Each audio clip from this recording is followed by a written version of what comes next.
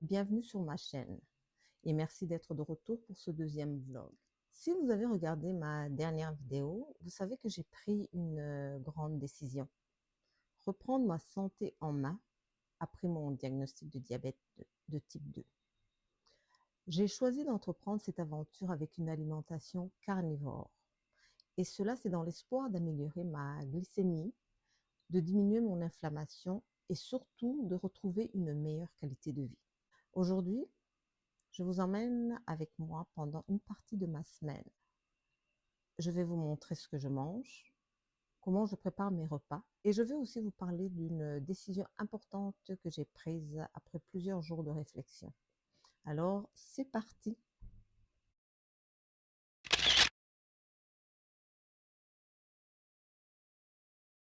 Je dois vous faire une confidence. Avant de commencer, je pensais sincèrement que manger principalement de la viande allait être très compliqué. Je m'imaginais passer des heures à cuisiner, mais en réalité, c'est le contraire. Mes repas sont beaucoup plus simples. Je passe beaucoup moins de temps à réfléchir à ce que je vais manger. Je passe beaucoup moins de temps à cuisiner et beaucoup moins de temps à faire la vaisselle également. Et honnêtement, après une nuit de travail, c'est exactement ce dont j'ai besoin.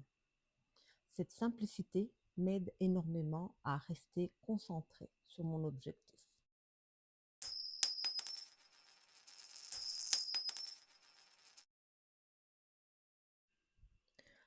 Aujourd'hui, première étape, aller acheter de quoi me préparer à manger. Vous allez vite remarquer une chose. Je mange beaucoup de bœuf. Je mange du steak.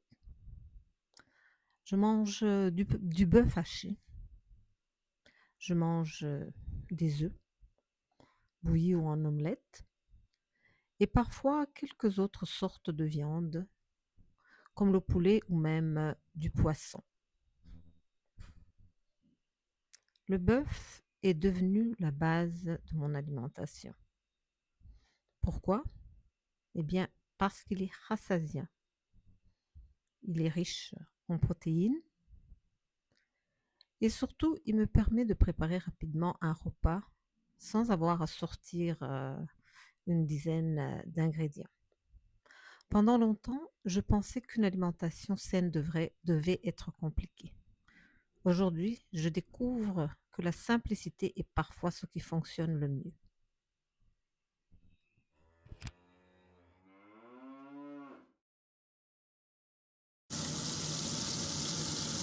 Voici probablement le repas que je prépare le plus souvent. Un bon steak. Je le fais cuire dans ma poêle en fonte avec un peu de beurre. J'ajoute simplement du sel et aussi du poivre. Et c'est tout. J'adore la cuisson à la fonte. Elle donne une magnifique croûte au steak. Et surtout, elle demande très peu de préparation. Plus les repas sont simples, plus j'ai des chances de rester constante. Et aujourd'hui, c'est exactement ce que je recherche. La constance, pas la perfection.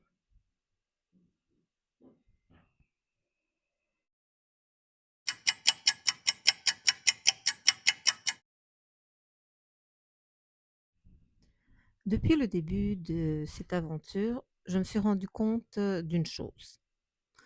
Au départ, je voulais tout changer d'un seul coup. J'avais déjà éliminé tous les féculents, comme le riz, comme les patates, comme le pain. Mais je voulais aussi éliminer le fromage, même si c'est un produit animal. Je voulais éliminer le café, éliminer la crème qui va avec mon café et aussi éliminer les boissons gazeuses sans sucre. Bref, tout. Mais après réflexion, je me connais et je pense que ça serait une erreur. Parce que lorsque j'essaie de tout changer en même temps, je finis souvent par être découragée. Puis je retombe dans mes anciennes habitudes. Alors cette fois, je voudrais faire les choses autrement. Je vais avancer une étape à la fois.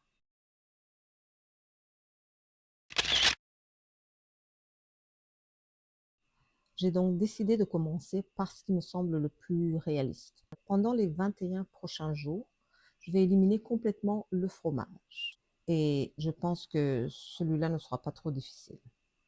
Ensuite, ce sera le tour du café avec sa crème à 35%. Et ça sera la fin pour moi des produits laitiers. Pour le café, là, je vous avoue que ce sera beaucoup plus difficile parce que j'adore mon café avec la crème et le Splenda. Je voudrais voir comment mon corps réagit sans produits laitiers. Par contre, je ne vais pas tout enlever tout de suite. Je voudrais continuer à boire mes boissons gazeuses zéro sucre. Oui, je sais. Plusieurs d'entre vous vont probablement me dire que je devrais arrêter immédiatement. Et vous avez peut-être raison. Mais je préfère réussir un petit changement que d'échouer en essayant de tout changer d'un seul coup. On entend souvent dire qu'il faut environ 21 jours pour commencer à installer une nouvelle habitude. Même si le temps nécessaire varie d'une personne à l'autre, ces 3 semaines me donnent un objectif concret. Mon but est donc de réussir ces 21 jours sans fromage. Ensuite, je m'attaquerai au café et ensuite je m'attaquerai aux boissons gazeuses sans sucre. Une bataille à la fois. Un autre de mes repas préférés, du bœuf haché. Et en plus, c'est bon marché par rapport au reste de la viande. Quelques œufs, le tout cuit dans du beurre. Simple, rapide, délicieux. Quand je travaille de nuit, ce genre de repas est parfait. Il me rassasie pendant plusieurs heures. Et je n'ai pas besoin de passer mon temps à penser à la nourriture. J'apprécie énormément cette liberté.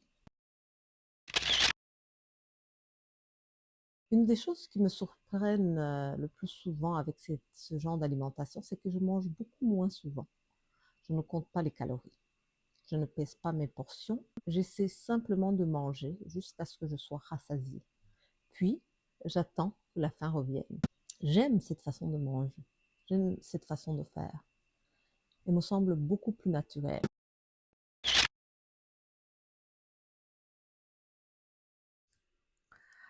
Parfois, les repas les plus simples sont aussi les meilleurs. Une omelette au beurre, quelques œufs, un peu de sel, et voilà.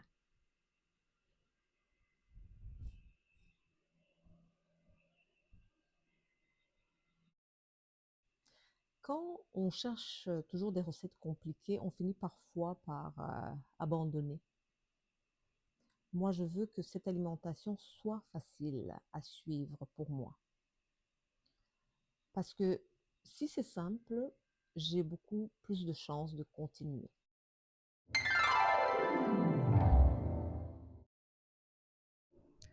Depuis quelques semaines, Costco vend des tranches de steak de bas de palette déjà finement coupées. Quand on travaille à temps plein, surtout de nuit comme moi, tout ce qui peut simplifier la préparation des repas est un énorme avantage. Alors aujourd'hui, je vais séparer les tranches de viande en portions individuelles, puis je vais préparer ma portion pour ce matin. Ces portions individuelles sont très pratiques pour moi. Ça me facilite énormément la vie. Je place donc les tranches dans un sac Ziploc avant de les mettre au congélateur. Cela ne prend que quelques minutes. Mais ces quelques minutes vont me faire gagner beaucoup de temps au cours des prochaines semaines. J'aime beaucoup cette façon de faire. Parce que les journées où je rentre fatiguée après une nuit de travail, je n'ai pas envie de réfléchir. Je veux simplement ouvrir le congélateur, prendre une portion, la laisser décongeler et préparer mon repas. ou alors sortir la portion du congélateur la veille pour qu'elle soit dégelée lorsque j'arrive. Je me rends compte que réussir à adopter une nouvelle façon de manger dépend beaucoup plus de l'organisation que de la motivation. La motivation va et vient. Il y a des journées où on en déborde et d'autres où elle semble avoir complètement disparu. Mais lorsque les repas sont déjà prêts, lorsque tout est organisé, on enlève beaucoup de décisions inutiles. Et plus il y a des décisions éliminées, plus il devient facile de rester fidèle à son objectif. C'est une leçon que j'apprends tranquillement. Pendant des années, je comptais beaucoup sur ma motivation. Aujourd'hui, je préfère compter sur mes habitudes. Je veux construire un environnement qui m'aide à réussir. Et cette petite préparation en fait partie. Je sais que cela peut sembler banal, mais je crois que ce sont justement ces petits gestes répétés qui finissent par produire de grands résultats. Maintenant que tout est prêt, passons à la cuisson. Je fais chauffer ma poêle en fonte. J'aime vraiment cuisiner avec cette poêle.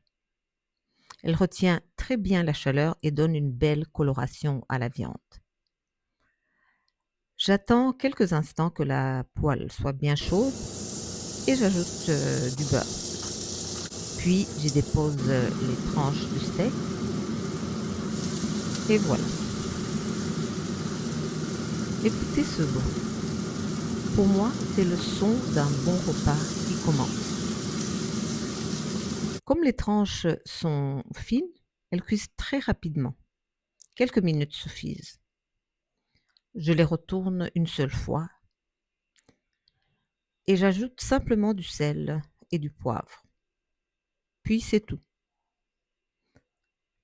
Plus j'avance dans cette alimentation, plus je découvre que je n'ai pas besoin d'une longue liste d'ingrédients pour apprécier un repas.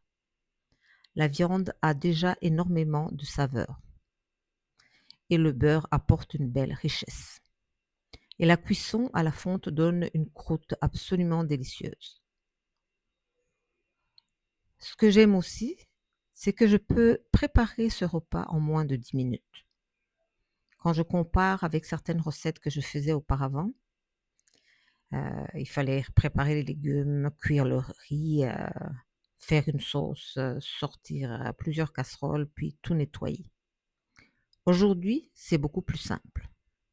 Une seule poêle, quelques ingrédients et le repas est prêt. Je comprends que cette simplicité ne conviendra peut-être pas à tout le monde, mais pour moi, elle représente une vraie libération. Moins je complique mon alimentation, plus j'ai de chances de rester constante.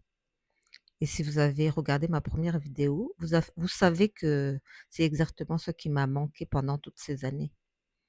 Je n'ai jamais eu de difficulté à faire un effort pendant quelques semaines. Mais le vrai défi, c'était de continuer.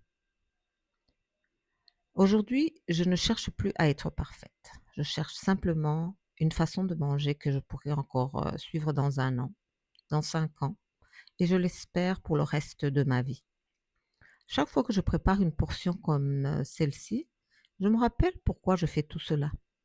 Je pense à mon diabète, à l'inflammation, à la douleur dans mes pieds, à l'énergie que je veux retrouver. Et ça me motive de continuer.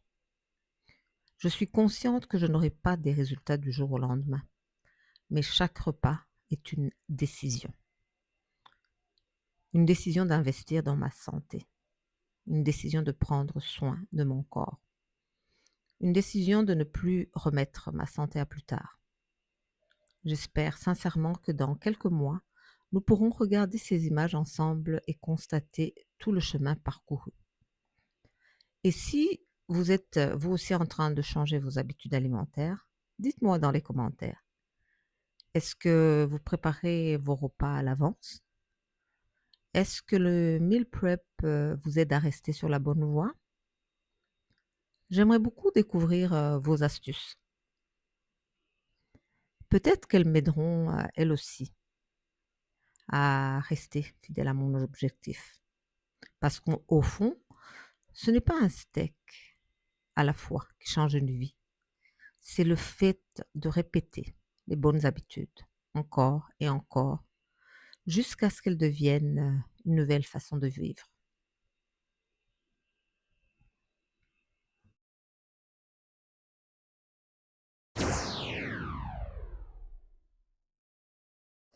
Évidemment, je ne m'attends pas à des miracles. Je sais que reprendre sa santé demande du temps. Mais j'ai plusieurs objectifs, comme je l'ai dit dans la vidéo précédente. Je veux diminuer mon hémoglobine glyquée. Je veux améliorer ma glycémie. Je veux perdre du poids. Je veux diminuer mon inflammation. Je veux que mes pieds ne me fassent plus souffrir. Je veux retrouver de l'énergie. Et surtout, je veux construire une santé qui dure.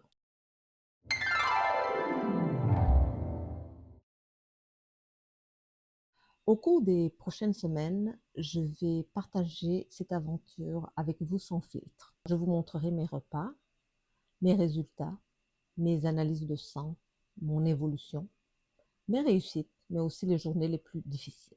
Je veux que cette chaîne soit un endroit où l'on parle de santé avec honnêteté.